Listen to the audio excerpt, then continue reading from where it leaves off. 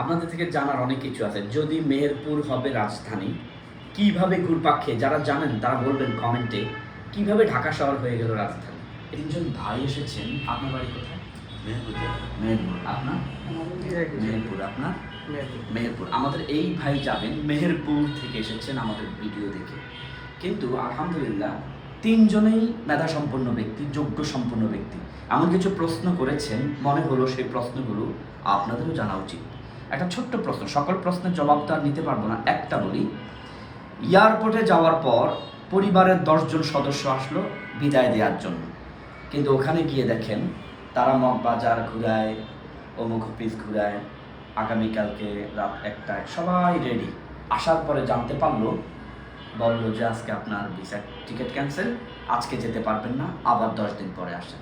এটা যে একটা পরিবারের জন্য, একটা প্রবাস গমন করা ব্যক্তির জন্য কত কষ্টের হতে পারে, ক্যান ইউ ইমাজিন? শুধু একটু ভাবেন আর চিন্তা করেন। এমন করা হয় একজন দুজনের সাথে নয়, অসংখ্য লোকের সাথে। সে প্রশ্নের জবাব এভাবে দিয়েছিলাম, আপনারা শুনেন। আমাদের হাবিব ট্রাভেলস থেকে আজকে অফলাইনে 14 বছর, অনলাইনে 2 বছর। আল্লাহ মাফ করুক, মানে ভিতর থেকে বলছি আলহামদুলিল্লাহ, এমন একদিন হয় নাই, মানে মনে করেও বলতে পারবো না, যেদিন সব কিছু ঠিক ছিল, মানে যাত্রীদেরকে বলা হয়েছে আপনার টিকিট ক্যান্সেল, আজকে যেতে পারবেন না, পরে। আসলে ব্যাপারটা এরকম নয়, এখানে কোটি কোটি টাকার হিসাব। একটা বিমান যাবে, শুধু আমার একা একজন যাত্রী নয়, এখানে শত শত বিজনেস ক্লাস থাকে, শত শত পাবলিক থাকে। এতগুলো মানুষকে এইভাবে বিমান শিডিউল যদি নষ্ট করে দেয়, ওরা জরিমানা দিতে হবে। টাইমের ব্যাপার আছে, এখানে লিপিবদ্ধ থাকে। কিন্তু আসলে সত্যি কথা বলতে, যারা বলছে টিকিট ক্যান্সেল, ওরা আপনার টিকিটটাই দিয়েছে ভুয়া, অথবা ওরা আপনার টিকিটেই করে নাই, আপনাকে শুধু শুধু একটা টাইম ক্ষেপণ করেছে। হ্যাঁ, তারপরেও যদি গোলযোগ দেখা দেয়, ওই দেশে যুদ্ধ এগুলো হতে পারে, বা ভারী বৃষ্টি এমনভাবে হয়েছে, বা আপনি কোনো কারণে জামে আটকে গেছেন, তাহলে হতে পারে। চলুন ভাইজানদের সাথে একটু কথা বলতে। ভাইজান আসসালামু আলাইকুম। কি করেন, কোথা থেকে এসেছেন, আর আমাদেরকে কীভাবে দিয়েছেন? আপনাদের বাইসি অনলাইনে ভিডিও দেখছি, দেখার পরে আমরা আসছি, মানে মেহেরপুর থেকে দেখছি যে মেহেরপুর থেকে ট্রাভেলসে দেখেছেন এভাবে লোক নিয়ে যাওয়া হয়, নির্ভরযোগ্য প্রতিষ্ঠান বিধায় এসছি। ভিডিওটা কে পাইছে, আপনি না আমার ভাই? না আমার ভাই, উনি পাইছে আমাকে দেখাইছে, বুঝতে পারছেন? আচ্ছা। যে এমন একটা ভিডিও দেখছি, আমি বেরিয়ে যাইতে চাইছি, আমার সাথে তোমার যাওয়া। আচ্ছা, ভিডিওটা আমরা একটু লং টাইম আলোচনা করবো, মানে এটা কোনো শুটিং ফুটিং না, মানে আমরা কথা বলবো। যখন ভাইজান ভিডিওটা আপনাকে দেখালো, তখন আপনাদের দুজনের ভিতরে কিছু আলোচনা হয়েছিল। এই সমাজে তো সবাই ধোঁকাবাজ, আসলে কি বিশ্বাস করা যায়? ভাই তুমি কোথায় পাইছো? নিজের ঘরের পাশে তো কত ভাই ব্রাদার আছে, গেছে, ওই কথাগুলো মানে আপনাদের দুজনের সেই সময়ের কথাগুলো একটু শুনতেছি।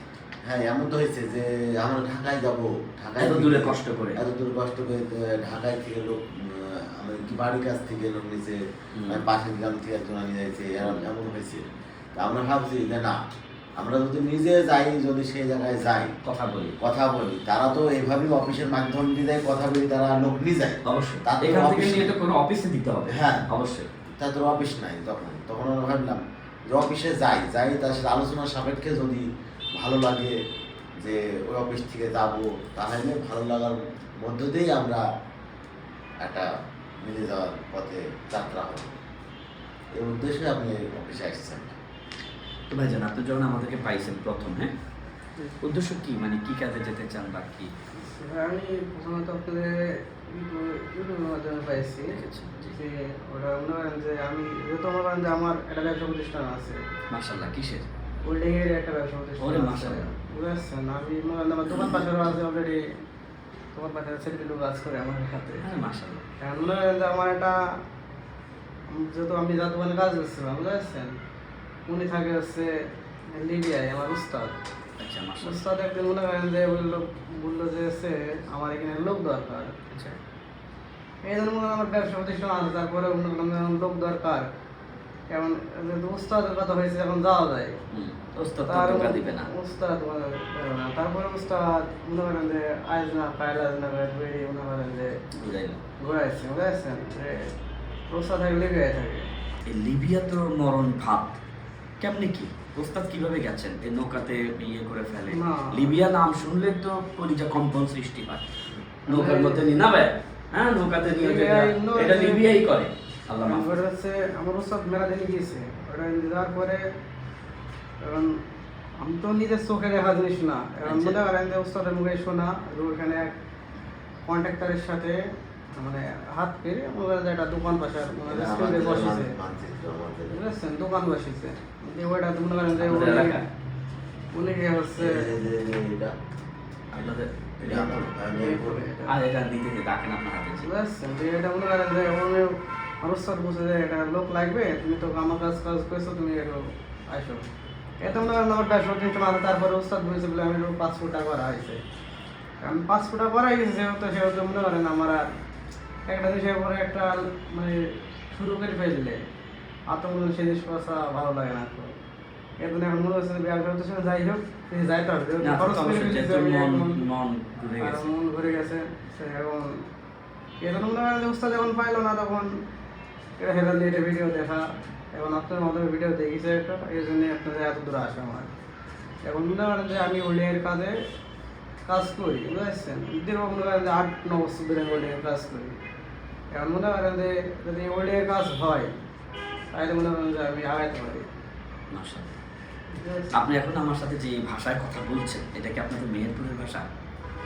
হ্যাঁ আমি ভাষা হ্যাঁ মাশাআল্লাহ, মেহেরপুরের ভাষা কত সুন্দর, নাটক সিনেমা দেখে। এখন যদি হয় মনে করেন তাহলে আমি মনে করেন সব কিছু করতে পারি, বুঝেছেন। এখন যদি মনে করেন যেমন আছে ওটা হইলো ওই বলছেন আপনারা একরকম দিয়ে লাস্টের অন্যরকম হয়ে যাবে, কিন্তু আমার পক্ষে মানে আমার বাড়ির পক্ষে খুব সমস্যা, হ্যাঁ, বুঝেছেন। বুঝতে পেরেছি। ভাইজান বলেছেন যে আমাদের এলাকায় লোক থাকাকালীন সত্ত্বেও আমরা সরাসরি এখানে এসেছি মিন, ওখান থেকে যদি কোনো লোক নিয়ে আসে এটা নিশ্চিত ওই ভাই তার নিজের পারিশ্রমিক রেখে দিবে। আর সরাসরি অফিসে আসলে আপনারা সবসময় ভিডিওটি যারা দেখছেন এখন তাদের মনে করেন যে আমাদের এলাকা থেকে আমার জানা মতে আপনাদের কাছ থেকে আমাদের এলাকা থেকে বর্তমানে আমাদের এলাকা থেকে আপনাদের কাছে মনে হয় কোনো লোক এখন পর্যন্ত মনে হয় আসেনি।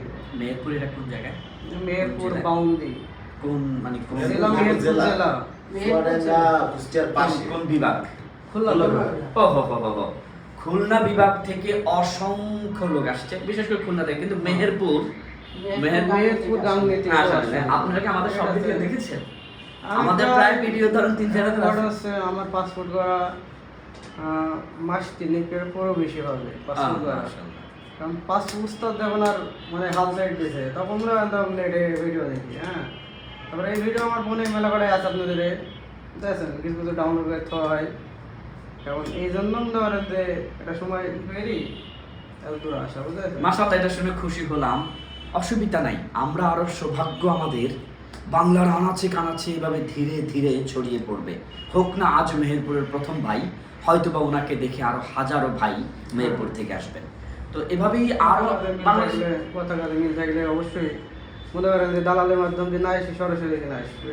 না, আলহামদুলিল্লাহ সরাসরি অফিসে আসলে অনেক কিছু লাভ আছে, টাকা কম পাওয়া যায়, সঠিক জায়গা পাওয়া যায়, সঠিক প্রতিষ্ঠান পাওয়া যেহেতু যায়। আমার এক ভাইও মনে করেন ভাইয়ের ছেলেতেও সে খুব ভোগান্তি ভুগবে, বুঝতে এই জন্য আমরা মনে করেন যে গ্রামে যত এজেন্সি আছে কোনো এজেন্সির কাছে মানে গ্রামে যত দালাল আছে কোনো দালালের সাথে যোগাযোগ করে নিল সরাসরি এখানে এসে, বুঝতে আলহামদুলিল্লাহ আমরা ওয়াদা দিচ্ছি হাবিব ট্রাভেলসে কোনো রকম ধোঁকাবাজি হয় না, অগ্রিম টাকা নেওয়া হয় না, ভিসা হওয়ার পর দেখবেন, চেক করবেন, তারপর পেমেন্ট করবেন। অতএব আপনাদেরকে কেউ ধোঁকা দিবে, অগ্রিম টাকা নিবে, এটা অফিস করবে না। আর আলহামদুলিল্লাহ আমরা শুধুমাত্র সৌদিতে লোক পাঠাই, এখানে আমরা নিজেরা হাতে করি, কিন্তু অন্য অন্য রাষ্ট্র থেকে অনেকেই যেতে চান সৌদি ছাড়া, দুবাই, সিঙ্গাপুর বা ইউরোপ, আমরা সরাসরি পারি না বলে সেই ভিসাগুলো দিতে পারি না। অতএব আমরা চেষ্টা করি আমাদের কোনো যাত্রী যেন কষ্ট না পায়। ভাইজান, আমরা এখন আপনাদেরকে আনন্দর সাথে জানাতে চাই ভাইজানের হাতে যে পাসপোর্টটা আছে সেখানে একটা ছবি দেওয়া আছে, পাসপোর্টে জলছাপ যাকে বলে টাকার মধ্যে। ওই ওটা পাসপোর্টের ছবি। মধ্যে কি সৌভাগ্য ওনাদের মেহেরপুরের ঐতিহ্যবাহী স্থাপনাটা পাসপোর্টে চলে এসেছে, এটা অনেক বড় পাওয়া। একটু দেখি ওই পৃষ্ঠাটা। ওইটা আপনাকে প্রথম রাজধানী ওইটাই তো প্রথম রাজধানী রাজধানী হয়েছিল। প্রথম রাজধানী হয়েছিল। তাই নাকি? জি, বাংলাদেশ প্রথম রাজধানী ওটা মেহেরপুর, তারপরে দ্বিতীয় রাজধানী 1971 সালকে একটু স্মরণ করুন, যেদিন বাংলাদেশের রাজধানী হয়েছিল মেহেরপুর, তার মানে ঢাকা শহর রাজধানী ছিল না। না, প্রথমে ছিল হচ্ছে মেহেরপুর। আরে ভাবা যায় না, এটা আমাদের থেকেও, ঢাকা থেকেও তো এনারা আরো দামি মানুষ, মাশাআল্লাহ। আপনাদের থেকে জানার অনেক কিছু আছে। যদি মেহেরপুর হবে রাজধানী, কিভাবে ঘুরপাক খেয়ে, যারা জানেন তারা বলবেন কমেন্টে, কিভাবে ঢাকা শহর হয়ে গেল রাজধানী, এটা কি জানা আছে? এটা ধরেন ঢাকা শহর মূলত মনে করেন যে রাজধানী হয় কোথায়? রাজধানী মনে করেন যে এটা দেশের সেন্টার রাজধানী। রাজধানী, আচ্ছা। এমন মনে করেন যে এখন 1971 সালে স্বাধীন হয়েছিল, জি, তখন মেহেরপুরেই সব কিছু এটা হয়েছিল। আচ্ছা। এখন মেহেরপুরটা মনে করেন ও যে মানে মানে ভারতের- স্বাধীনতা সব ওইদিকে হয়েছে। হ্যাঁ, এখন ভারতের মনে করেন যে পাশে এটা রাজধানী করাটা মনে করেন একবারেই না। মনে করেন যে কোন সময় একটা কোনো কিছু হইলে রাজধানী পরে যদি হামলা আগে হয় তো সব কিছু মনে করেন দখলে, বুঝলেন? বুঝতে পারছেন? এই জন্য আপনার দিকে ঢাকা দিকে আসছে রাজধানীটা। পার্শ্ববর্তী দেশ আমাদের যত সুসম্পর্ক হোক, শত্রু হয়ে কথা বলে না। তারপর আপনি ওই নেটে জন্যই হয়েছে। আমাদের মুখে যেত না, নেটে আপনি দেখবেন বাংলাদেশের প্রথম রাজধানী অস্থায়ী রাজধানী কোথায়? অস্থায়ী রাজধানী মেহেরপুরে। না না, আপনারা তো অবশ্যই জেনে বলবেন, কারণ এখানে আপনাদের জন্ম, অবশ্যই এগুলো আপনারা ছোটবেলা থেকে শুনে এসেছেন। হ্যাঁ, দাদাদের কাছ থেকে শুনছি। মজিদনগর আমাদের বয়সে তো না, দাদাদের কাছ মুজিবনগর আছে, থেকে মানচিত্র আছে, বাংলাদেশের মানচিত্র আছে। মুক্তিযুদ্ধটা তো মনে করেন যে হচ্ছে লোক আছে, আর 1971 যা যা হয়েছে তা তো আপনার যে মজনগরে আছে। প্রত্যেকটা পাসপোর্টে আছে, আপনি দেখবেন। সৌভাগ্য আপনাদের, আপনারা সেই মাটিতে জন্ম নিয়েছেন যেই মাটিতে সর্বপ্রথম ওনাদের উপরে আঘাত করা হয়েছিল, আর তা বুক পেতে নিয়েছেন। ওনাদের বাবা দাদা চাচারা যারা ছিলেন সেই সময়ের কথা বলছি, হয়তোবা পরিবারের অনেকেই এই বাংলাদেশের মায়ায় নিজেকে বিলীন করেছেন, শহীদ হয়েছেন। আল্লাহ তাদেরকে জান্নাত নসিব করেন, এটা সৌভাগ্য ছাড়া আর কিছু নয়। কিন্তু সেই সৌভাগ্যের সাথে সাথে এই মানচিত্রের মূল ভূমি ছিল যখন মুজিবনগর, ঢাকা শহরের মতো রাজধানী, ঠিক তখনই মাথায় আসে এমন, এই রাজধানী যদি কোনো বর্ডারের পাশে হয় তাহলে হয়তো বা আক্রমণের সুযোগটা থাকে বেশি। এর ব্যাখ্যাটা হয়তো আপনাদের কাছে আছে, যারা জানেন তারা আমাদেরকে কমেন্টে জানাবেন। বাকি আপনাদের কাছে এখন একটা ছোট্ট প্রশ্ন, এই বর্ডারের পাশে এই যে বিএসএফরা এই যুদ্ধ হাঙ্গামা, আপনাদেরকে লোকদেরকে ধরে নিয়ে যায়, মা বোনদেরকে অত্যাচার করে, সাপ ঢুকায় দেয়, কুমির দিয়ে দেয়, গরু ছাগল, এই কাবজার হাঙ্গা, এগুলো আসলে দোষী কারা? আসলে আদৌ কি আমরা বাঙালিরা দোষী, না তারাই দোষ করে? এই বর্ডারে কি দেখেন, মানে কি দেখেন? অত্যাচার, জুলুম বর্ডারে যে আমাদের দেশের বাঙালিরা নাই। বাঙালিরা আপনারা তো- বুঝেন তো, তাই জিজ্ঞাসা করলাম আর কি, যে আপনারা আমাদের সাথে কথা বলতে পারেন। তখন হয়েছে বাঙালিদের একটা দোষ করলে বাংলাদেশের সাথে তারা একজন ইন্ডিয়ান আইসেন দোষ যদি করে, তো বাংলাদেশ কোনো সময় চায় না যে ওই লোকটা মেরে ফেলে। আর বাঙালি যদি কোনো প্রকার হয়তো তারা গেল কিংবা দেখা করলো, কারোর সাথে কথা বললো, তারা দেশের দেখলে অন্য গুলি কেনায়, আয় হায় রে। বুঝতে পারছেন? দোষী হয়েছে সর্বোচ্চ ইন্ডিয়ারাই। আমরা বাঙালির চালাক বেশি, এটা সঠিক। তে হয়তো তার সব কিছু কিছু বিনিময়, মনে করেন আমাদের দেশের হয়তো একটা জিনিস নিয়ে যাই, হয়তো গরু নেওয়ার জন্য গেলাম, না ছাগল নিলাম, না অনেক কিছু নেওয়ার জন্য গেলাম, কিন্তু এগুলো তো হইতেই পারে। একটা দরিদ্র দেশ আমাদের, ছোটো একটা দেশ, তে সেই পরিপ্রেক্ষে ওই দেশের অনুকূলে গিয়ে যদি বাঙালি পায়, তারা ওই বিএসএফকে জানানি না উদ্দেশ্য মনে করি ও গুলি করে ডিমাইল দেয়। ভাইজান এত সুন্দর করে বলেছেন যে আমরা বাঙালিরা দয়ালু, আসলে মুসলমানরাই দয়ালু। আমি যা বুঝলাম, মুসলমানদেরকে এই শিক্ষা দেওয়া হয় না।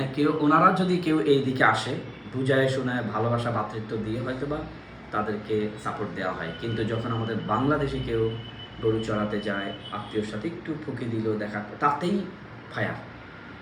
অতএব আপনারাই বুঝে নেবেন কে ভালো কে খারাপ। যাই হোক, অনেকক্ষণ কথা বললাম। ভাইজানদের জন্য দোয়া করবেন, ওনারা মেহেরপুর শেষ প্রান্ত থেকে, মানে সীমান্ত প্রান্ত থেকে এসেছেন একটা আশায়। হাবিব ট্রাভেলসে আলেমদের দ্বারা পরিচালিত হয়, এখানে যেন আর ধোঁকা খেতে না হয়।